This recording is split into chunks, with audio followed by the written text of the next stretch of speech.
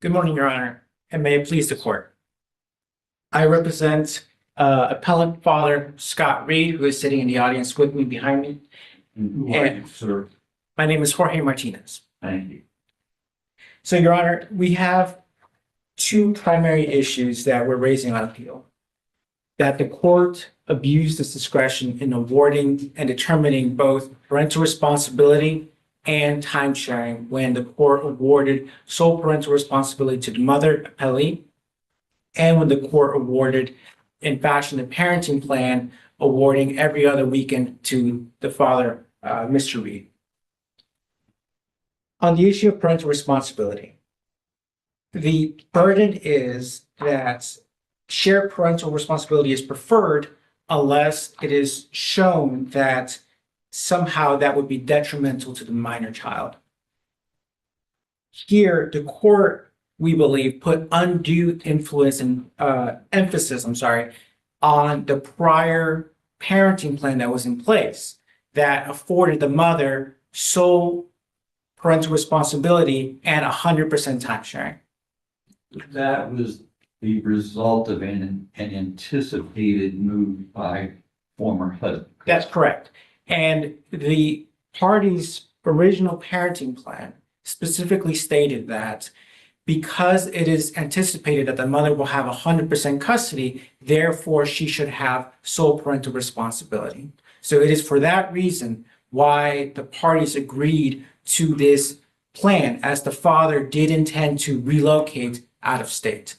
Now, the relocation did not happen, and fast forward, that eventually led to a finding that that lack of relocation served as a basis for finding that a substantial change in circumstances had taken place.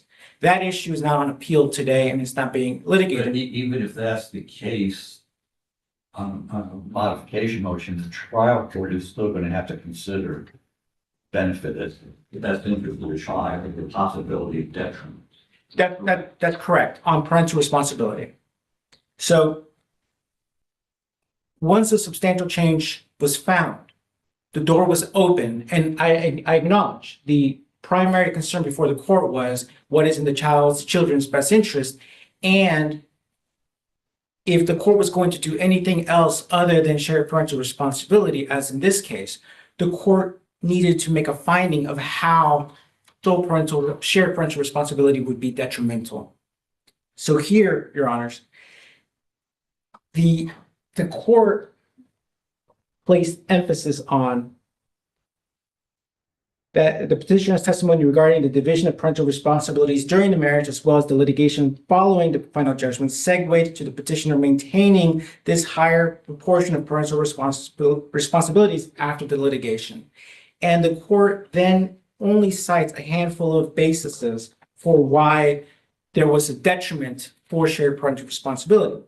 Paragraph 21 in the final judgment says, it would be detrimental to the children given the respondent's previous knowing and voluntary agreement to provide the petitioner sole parental responsibility. That, in my opinion, is immaterial. It doesn't articulate why or how shared parental responsibility would be detrimental to the children. The court then goes on to say, inability to respond to important medical decisions, when the petitioner relayed the information, lack of involvement in the children's education, and hostility directed toward the petitioner subsequent to the final judgment during the decision-making process. Again, I acknowledge that the facts were perhaps less than favorable during the course of the litigation, but none of these factors are articulating how shared parental responsibility post final judgment would create a detriment to the children. And in fact, other findings. What do you think is missing? What more would you have liked to see in the order? An explanation as to why these issues that occurred and these events cannot be rectified in some way post final judgment to determine why shared parental responsibility is untenable between the parties. And the final judgment seems to contradict this, this finding. The final judgment in the finding says, orders that a proactive parenting plan program should be taken by the parties in order to assist the parties to move toward maintaining a successful, healthy co-parenting relationship for the betterment of their children. So the court found and believed that whatever the issues were pre-trial could be rectified into helping the parties share this parental responsibility. I just want to make sure I'm clear. At the pre-dissolution, when the plan was to move out of state, did the court address those same issues that we're talking about now? If the What's the best interest of the children? the pre-dissolution, so first there was a parenting plan entered by the parties via agreement, and it was subsequently approved via the divorce judgment. So there was not an analysis, detailed analysis as to why, other than the parties' stated agreement that said it is because of the relocation and the mother having 100% time sharing. That's it. Okay. So then it is now in this supplemental petition that we delved deeper into the factors leading toward why this was, I guess, what the court found to be in the best interest of the minor children. So the issue I have here is the court seems to reason that it is possible for shared parental responsibility to happen, but removes all opportunity of the father to actually exercise that via the granting of sole parental responsibility to the mother. Because now the mother has no need to consult with the father in any way, shape, or form, because she doesn't have to.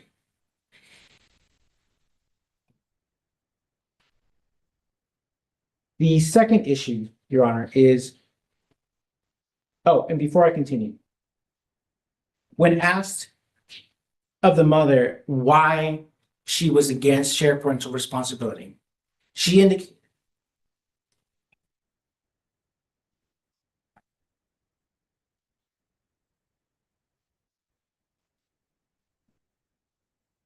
only that because we can't communicate. That's transcript page 64. So the lack of communication was never, I guess, explained by the mother as to this lack of communication led to A, B, and C, and therefore I believe that post-judgment, if shared parental responsibility is granted, that it would cause a detriment to the children. That argument was never made. It doesn't exist in the record. Do you take issue with one of the findings that the magistrate made that the court adopted, that the petitioner's testimony regarding the division of parental responsibilities during marriage, as well as the litigation following the final judgment, segue to the petitioner maintaining the higher proportion of parental responsibilities after the litigation? I do, because it places, again, the analysis is there has to be a finding of what the detriment would be to the children. And can't we take that from all of the extensive findings that were done under the best interest analysis? I understand that there are findings of what the detriment, that there is a detriment, but the facts and evidence presented, I don't believe support necessarily those findings. I think this creates a situation where if a parent is ever awarded sole parental responsibility, that can never be budged or removed. So what evidence did the magistrate overlook? So the magistrate overlooked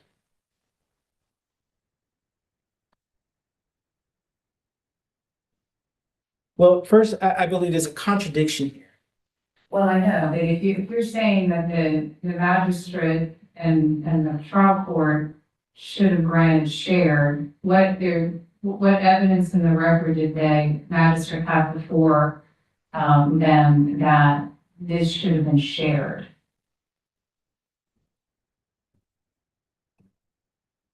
The final judgment states in subsection L, when you're going through the factors, that the respondent testified he kept the petitioner informed of issues that occurred during time sharing, mosquito bites, potty training, etc., and found that this factor is neutral.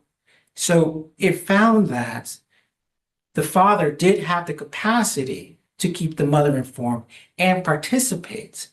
And so I don't believe there's any evidence that was presented of what a detriment would be other than conclusory facts and evidence to just look at. So I just don't believe, I guess said another way, that the evidence presented and those factors that the court cites as a detriment, I don't believe those are true detriments.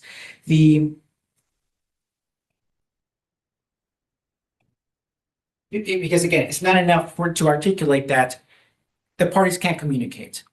There's no evidence to present it to say, okay, how does that issue lead to a detriment to the child? Right, and well, the parties can't communicate, and that was clear throughout the finding. Right. But when it came down to who may have been more at fault, it seems to lie on Mr. Reed.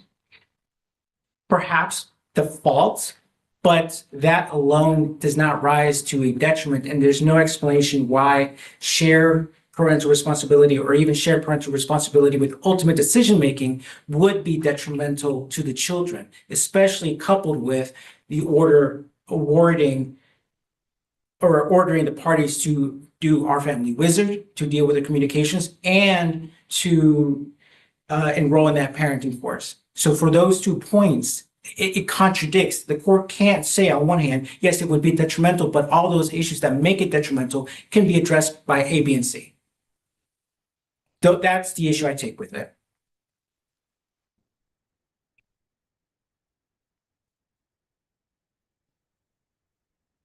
On the issue of time sharing.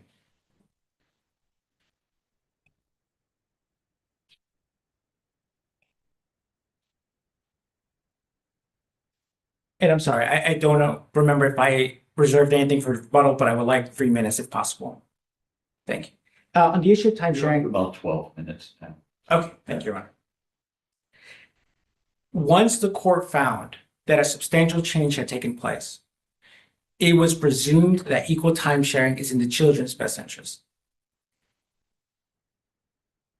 And to rebut that presumption, the mother, the appellate, had to show, it was her burden that she carried to show by a preponderance of the evidence that it would not be in the children's best interest. A lot of the findings in the final judgment are either contradicted or can go in against the evidence presented at trial.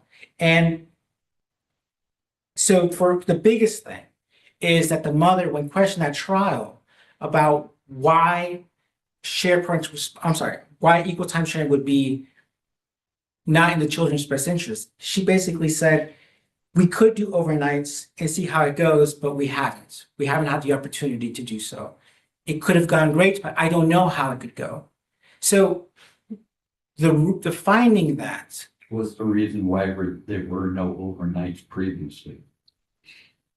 again, the underlying parenting plan that was in place, in effect, during this entire time period leading up to trial, did not award my client anything. He had no ability to exercise overnights other than what the mother chose to provide. And it was what she chose to provide was limited visitation.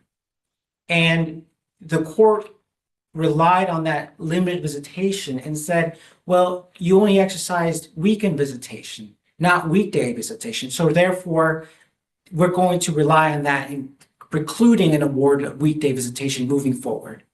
There's a little bit more in the order under subsections B. And the court's talking about the educational needs and plans for the children, because we're talking about kids of school age, obviously. And says here the respondent's inability to provide any specific educational plan for the children during this time sharing does not demonstrate a disposition to plan for their potential needs. And so they favor the petitioner on that. I mean, isn't that somewhat important to the children's best interest that their educational needs be met, and that there be some evidence of how he was going to manage that, and it appeared that that was lacking. I do see this finding, but the evidence and the testimony of Mr. Reed at trial was that he could make any schedule work, that he would rely on his family, on a babysitter, on a daycare, and in order, Did he give detail? It seems to me that it was well, he may have said, oh, I can do anything, but that was in the details, because right. if he's not enumerating how he's going to do that, how's the court to be able to rely on it? And he acknowledged that the difficulty in providing details is because he had no time sharing. He had no parental responsibility. So it's almost like a chicken and the egg situation of how can he speculate as to really anything if he doesn't know what he's going to get, if anything? Well, if he wants time sharing during the week, which seems to me then there would need to be some sort of evidence on how he's going to. He did. To fulfill that. He testified in detail that he had hundreds of hours of paid time off, sick time, and he could change his schedule on a permanent basis to accommodate a 50-50 time sharing schedule. The reason he did not do that, he testified to this, was because he could not change his schedule on a month-to-month basis. It would have to be permanent change prospectively. So he needed the order first in order to be able to go to his employer and say, this is what I have, and I want to, on an ongoing basis, change my schedule. That was unrebutted testimony from my client that said he can do that. If he received an order of 50-50 time sharing, he could then go to his employer and change his schedule. Okay, so what further, if you couple that with him indicating that he can use his time off to fit anything and to rely on daycare and to rely on, a babysitter and family, the same way the mother was doing. The mother had her own mother in her home, hired a full-time au pair to live in the home, and was using a daycare. So similar plan, but different results. Mr. Martinez, you're almost up to your 17 minutes ago, so if you want to save some rebuttal on me. Sure. Sure. I will say one last thing. The court there cannot be a legal finding that equal time sharing would be detrimental to the minor children and not in the children's best interest, while also testimony from the mother saying that I don't know how things are going to go. They could go great. Those two things cannot coexist. And for that reason, this finding is an abuse of discretion. Thank you. Great, thank you.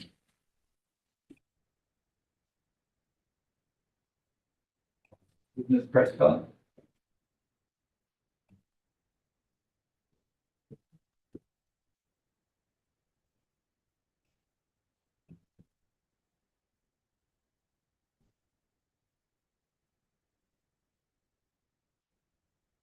Good morning, Your Honors. May it please the court. My name is Teresa Prescott. I'm here for the appellee, the former wife and mother in the underlying action, Ms. Sabatos. As just a brief opening, I think that I see this case pretty straightforward, and I want to echo what I interpret the same sentiment as Judge LaRose. What more could the trial court or the magistrate in this specific instance have done? And how I see this case is that this was a perfect example of what the court should have done and in compliance with what 6113 requires. But what troubles me is there's no comparison. My understanding is the parties entered into their time sharing plan on an assumption that Mr. Reed was going to be moving out of state. Is that fair? That is a correct assumption. And that did not pan out. So we don't know how the parenting would have taken place post-divorce, and I'm just concerned that maybe there's not as fulsome a review of the factors as it might have been. So to refuse the father who's now nearby, very, very limited, if any, contact with his children. So how I see this, Your Honor, is a substantial change in circumstances was indeed found, which is why we are here for modification. And the court looked at 409 days of data and looked at what occurred between the time of the entry of the final judgment to the time that the trial occurred. And within those 409 days, of course, there was testimony and evidence presented as to what exactly took place. And during that time, there was significant concern with the father and former husband's capacity and disposition to be involved in the children's lives, to care for the children, to even be responsive to very important medical decisions. There was no response concerning the diagnosis of the eldest child who has autism.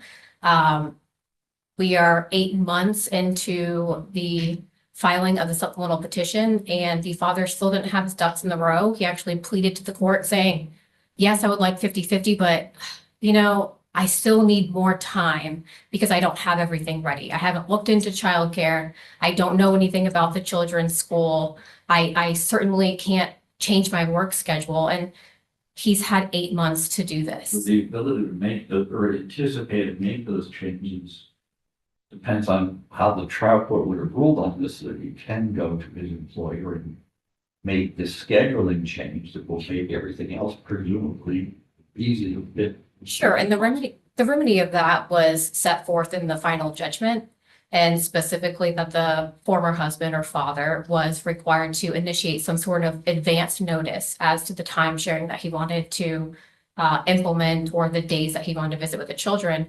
And there is no conflicting testimony that he in fact never did that.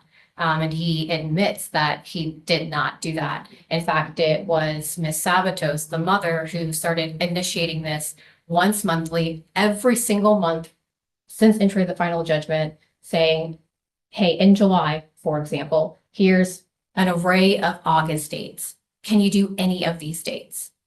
And most often he would say, I can't do these weekdays because of work. So the time was adjusted, said, okay, well, you get off of work at 3:30. Can you do these evening times?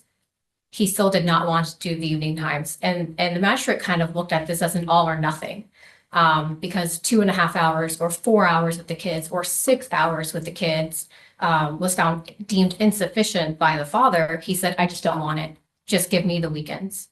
And so he had the opportunity to avail himself of much more time that he could have spent with his children. He decided to not do that for his own reasons, for his own convenience. So I hope that answers the question.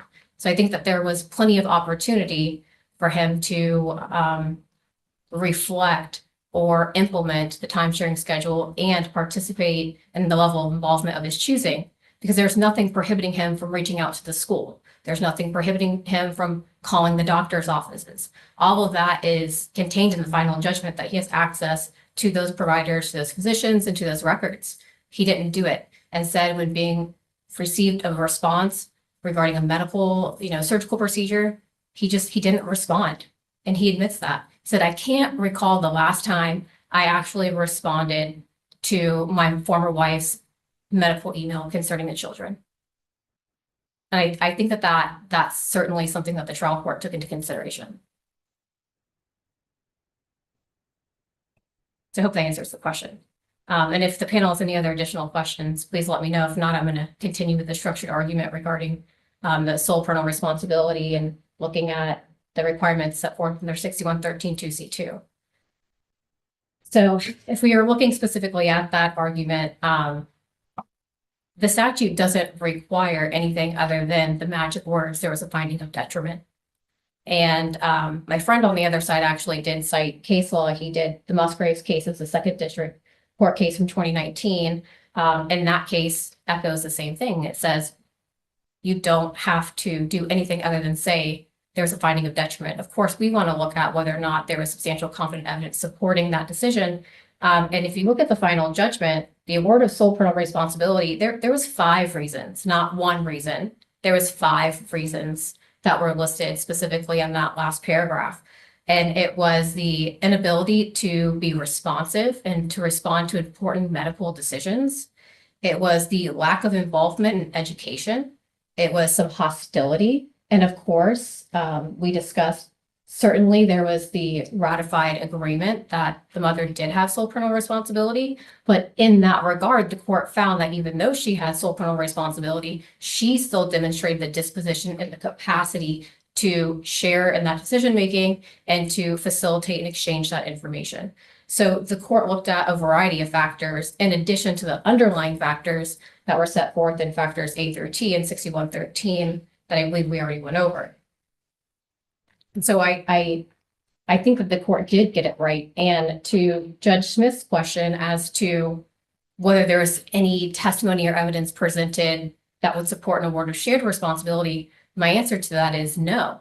That would be speculative. So we don't have that data. Again, we're looking at the data of over 409 days. And again, my friend here, he brought up the court's order directing the parties to utilize our family wizard. Our family wizard is a management tool for communication, but it's certainly not a predictor. So to say, based on the data of 409 days where the parties were unable to work through things and the court found a substantial change in circumstance to make a less nebulous final judgment contain more detail, to say that the parties can now magically work through this, again, that would be hypothetical. That would not meet the threshold under the substantial confident evidence requirement. Under the time sharing,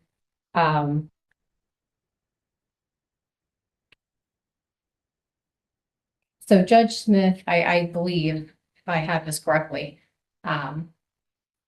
asked the question, or I'm sorry, I think it was Judge LaRose, why there was not any time sharing. Specifically, housing was a concern.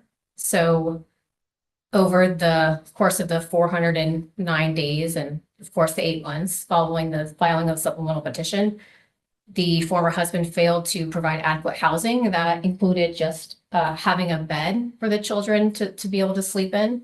There's also a concerns with a older gentleman roommate who was living in a 2-bedroom single bath with the former husband. The former husband's testimony at that time was he didn't have the financial resources, and the magistrate disagreed with him and found that he had received $120,000 from the net proceeds from the sale of the home. And why he did not, again, avail himself to place the needs of the children before his own needs is there was no response to that. And so on top of that, there is also, of course, and to kind of restate some of the factors we already went through, but the inability to respond and other issues that the former wife brought up. So there were concerns with like the lack of adherence to gun safety. There were guns that were left out. These weren't found in the findings, but those are replete in the record and the transcript. The lack of involvement, the lack of responsive communication, and then of course historically during the marriage. So I believe this is cited in the supplemental final judgment, is the needs of the eldest child's recent diagnosis, which although diagnosis did not change who the child in fact was or the issues she was struggling with, but she frequently gets up at night and has some difficulties there. And during the marriage, the former husband was not able to accommodate that. He cannot wake up at night. There's also other situations where the former husband didn't bring bags of clothing with him up until right before the final judgment when transferring and facilitating the children. So again, it kind of goes back to still at the time of trial, he did not have his ducks in a row. I think overall time sharing, we're looking at, of course, the preponderance, and I know this wasn't briefed as to whether or not equal presumption actually applies to modifications. I would submit that it does not, but I understand that that's not briefed today. Preponderance of evidence is the greater weight. And there were 20 statutory factors under 6113, subsection 3A through T. The court made finding on 13 of those because some were not applicable. Of the 13 findings, 8 were in favor of the former wife. None were in favor of the former husband. And 3 were impliedly in favor of the former wife, although it didn't overtly say it. And I believe 2 were neutral. So this again, in how I see it, is a perfect example of overcoming the preponderance of evidence and the greater weight of the evidence and the totality of the testimony and the evidence and observation and credibility that the trial court gave to the specific situation to overcome the presumption. And I think that that's very well supported in the record. I invite any questions that the panel may have for me. Thank you, Ms. President. Thank you.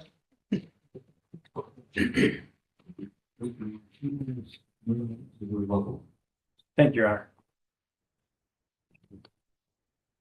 Musgrave, a case cited, indicates and found that there was an inability to work together and that was a detriment. But that, in that case, wasn't enough. There had to be substantial evidence to support how the inability to communicate led to damage or detriment to the children. We don't have that here. Here, the father did the best with what he had, which is really nothing. There was testimony that he rented Airbnbs at cost to himself, that he was doing both pickup and drop off. And the reason why he wasn't doing weekday timesharing was because he did not find it appropriate to spend 2.5, 3 hours in the car with the children, only to barely get them to eat and have to turn around and drive them back to the mother's house. There was testimony and argument at trial as to issues with the diaper rash due to these long commutes that the father was doing there and back. So to find that these factors that he willingly chose not to exercise weekday timesharing against him contradicts the evidence presented at trial. And really, the biggest point is no overnights were offered because of the roommate, but there was never a finding that the roommate was dangerous or in any way, shape, or form inappropriate. There was an issue with the park, that why the court found there was no explanation why timesharing could not take place at a park closer. And yes, there was. The magistrate overlooked this. When asked, the mother said, I didn't think it was appropriate because we can't communicate. That's a communication issue. And it is something that the magistrate overlooked.